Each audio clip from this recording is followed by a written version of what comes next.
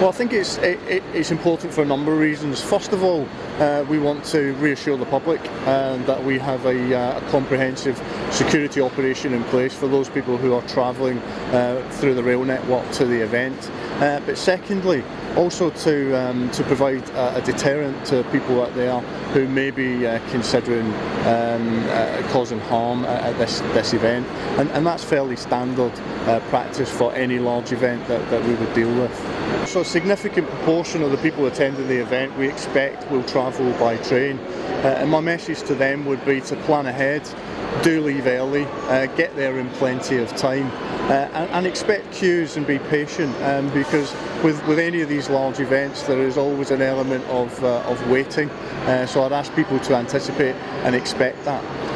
As with any large event, we're concerned about a whole range of vulnerabilities, and we'd be asking any members of the public and anyone travelling on the system to report to us anything that they consider to be suspicious, and they can do that in a number of ways. First of all, they can call us, or they can use our text service by texting us on 61016. The public are the eyes and ears, and there are hundreds of thousands of pairs of eyes and ears for this event.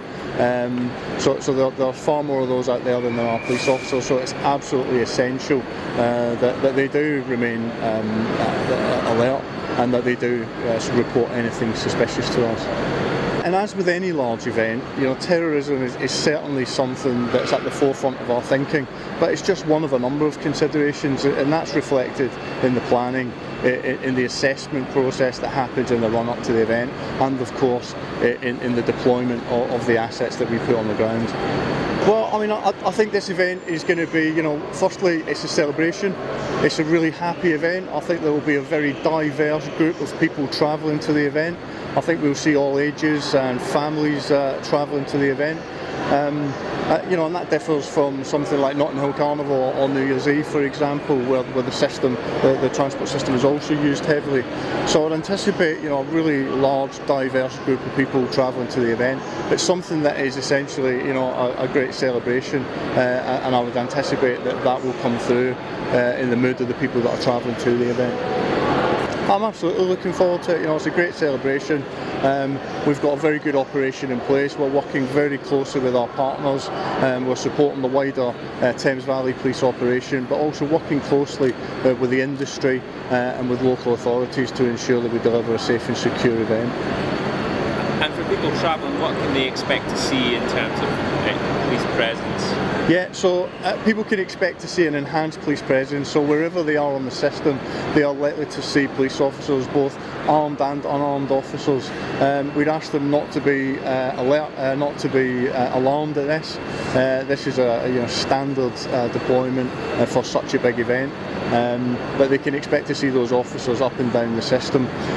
But what I would stress is that those officers are there to help. So if they need help, please come and ask us. If they want to report anything that they're not sure about, please stop one of our officers and ask us. We'd be only too happy to help. One of the things we'd ask is that people look after their belongings. Sometimes where we have unattended bags, that can cause issues, it can cause disruption, and where we have such a large event with a large number of people travelling, any disruption can have an impact on that. So we'd ask people to look after their belongings, report anything that they see that's unattended or that they consider to be suspicious, and really the overall message is to just enjoy the day.